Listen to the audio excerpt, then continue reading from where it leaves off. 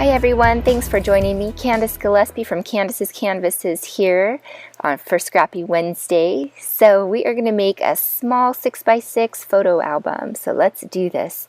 I am just using, I am cutting a 12 by 12 designer series paper into 6 by 12. So I'm cutting it in half. This one piece here happens to be a scrap, so I will have 5 pages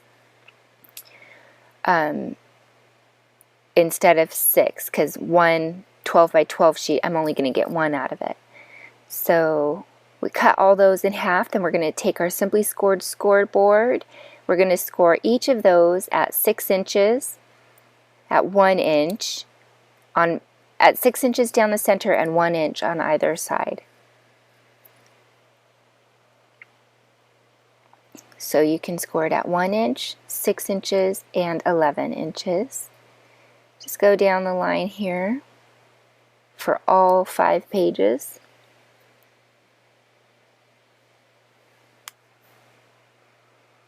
Okay, when we're done with that, we're going to fold each page just to get it comfortable and used to being folded in these certain directions. So just manipulating the paper here to fold easily along this outer seam on this edge.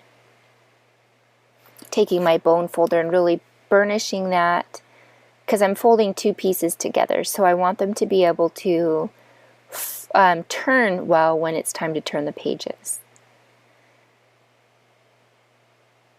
So here we go, page 2, and we're doing the exact same thing, just burnishing those score lines.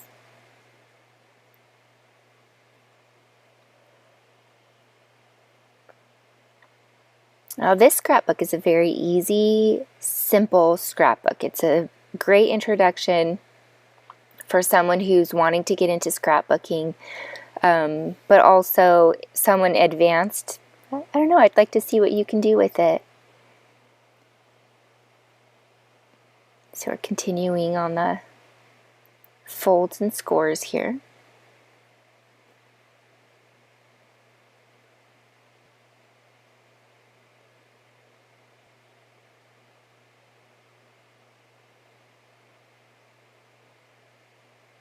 Okay, now we're taking a half of a 12 by 12 piece of cardstock here for our cover. We're going to score that at 6 inches, well, at 5, 6, and 7 inches.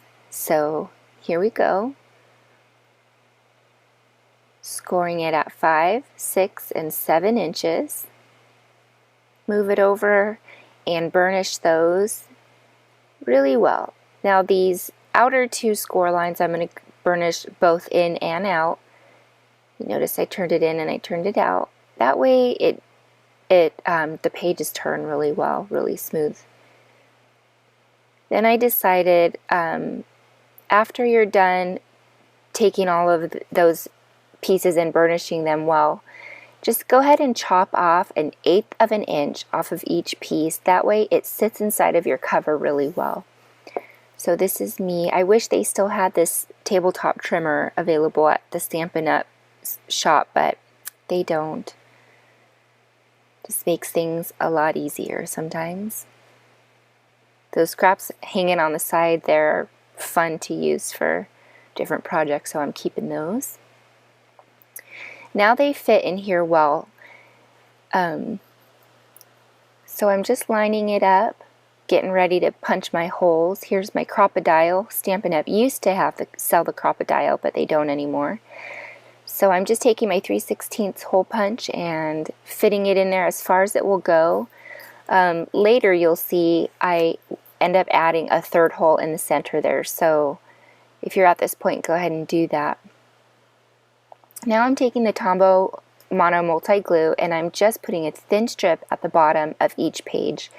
Now choose wet glue over a sticky, dry adhesive, because the wet glue will dry, where the dry adhesive, like a sticky strip or a tape runner of some sort, will still be sticky. So you'll put your pieces in there and it could stick to it. So finishing up the last page.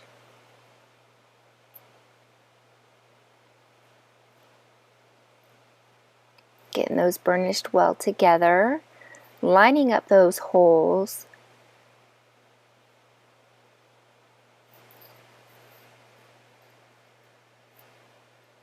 And putting ribbon through it. So this happens to be Island Indigo 1/4 inch ribbon. It's a beautiful ribbon. This specific ribbon is discontinued, but there's tons of beautiful high quality ribbon at Stampin' Up. So go visit my Stampin' Up shop at CandicesCanvases.com. Now this initial thread through is going to change, so just keep watching and I'll kind of explain how I changed it up when I was finished with the album. Just for now, I'm tying it in a bow to secure it, making sure I tie it in a tighter bow.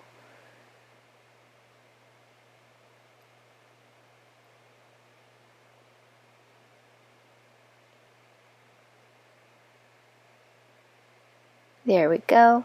I'm comfortable with that.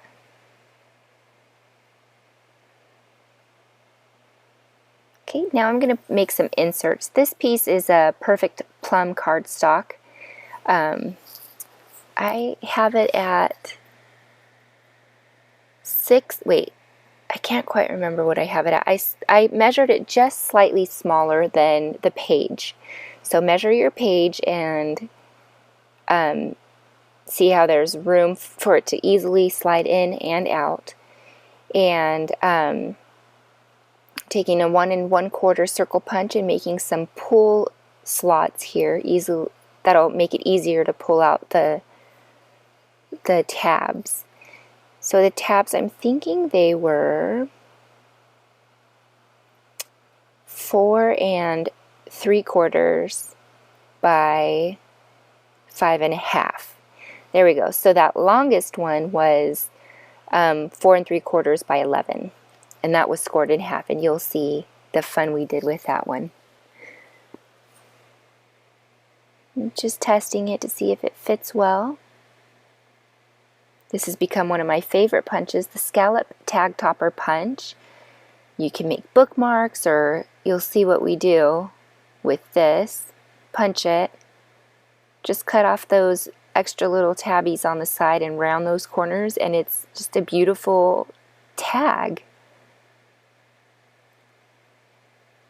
This corner rounder is the 3/16 corner rounder that is being discontinued, but it's being replaced with a slightly larger one coming June 2nd, 2014. So looking forward to getting that. See, this one we folded in half. It acts like a flip up page, but you pull it out and it's actually a tag.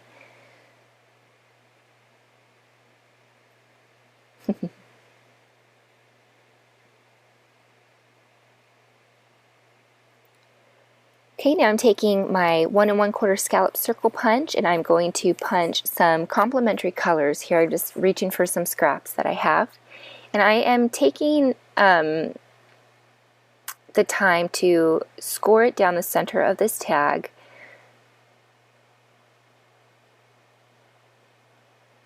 Of this scallop circle rather, and then folding it in half, and it is going to be the pull for these square or rectangular tabs, photo mats. There we go. We're going to glue it on there using the famous Tombow Mono multi-glue.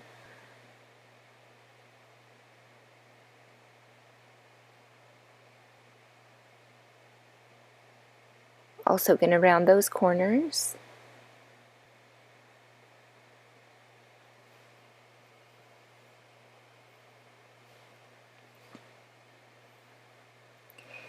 And we are done. Coming up right after this voiceover is just a walkthrough of what the finished album looks like. Even still after I finished it, I added more stuff to it. You can just never be done. So enjoy the next portion of this tutorial, which is just a walkthrough of my finished project. Subscribe, like this video, subscribe to my channel, like this video, and leave a friendly comment. Thank you so much for watching. Have a good day.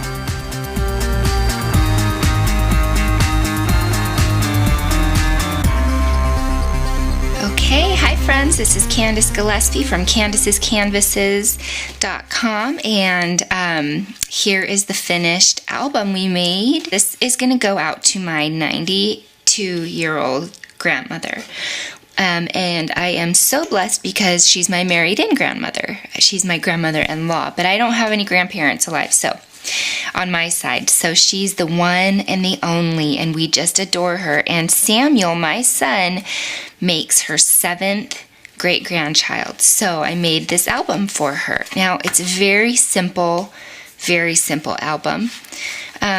So it's great for beginners, or it'll just be a fun project if you're a seasoned scrapbooker.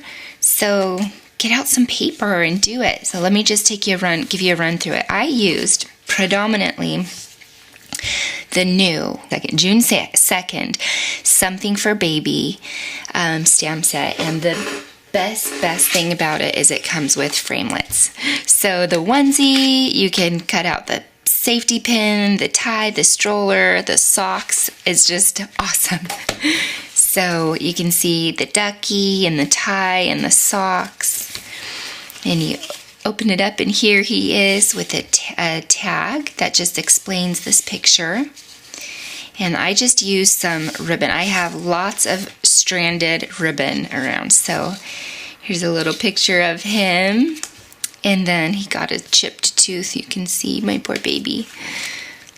So I'm just telling her the story of how her grandson has been the last 19 months of his life. So here we stuffed him full of indoor snowballs. It was so funny. It was just a riot. So we just wrote her the story. He's just such a funny, great kid. So basically, they are all pockets. You saw how we did it. So each pocket has its tab. And, oh yeah, you just saw that one.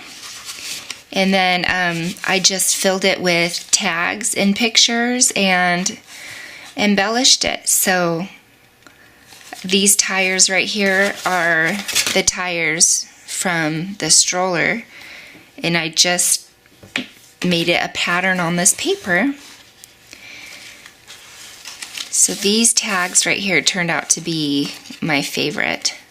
So these are 2 of my son's 7 cousins on my husband's side, and so really he has like a dozen cousins with my family combined.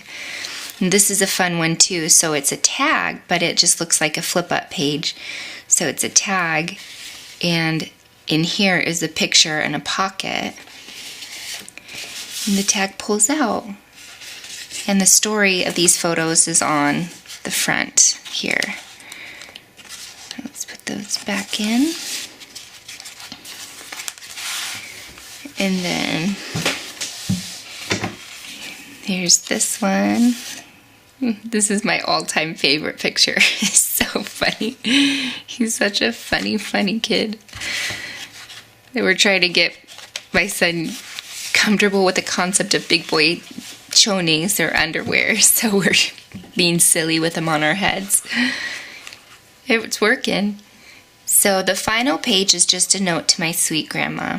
I ended up punching a 3rd hole in the center here, and how I bound that with this ribbon is I put it, both the ends of the ribbon, I put it in through the front, and then so took both of the tails of the ribbon and fed it through this middle hole in the back, and tied this in one knot. So this one piece that was running this way is in between those, and that's how I got my bow. So that's really a lot sturdier. So there you go. Enjoy Scrappy Wednesday, and I will see you for Fun Friday. I have a fun project planned, hence the name, Fun Friday. Okay, God bless you guys all, and subscribe to this channel, like this video, and and leave a fun comment. Okay, see you guys for Fun Friday. Bye now.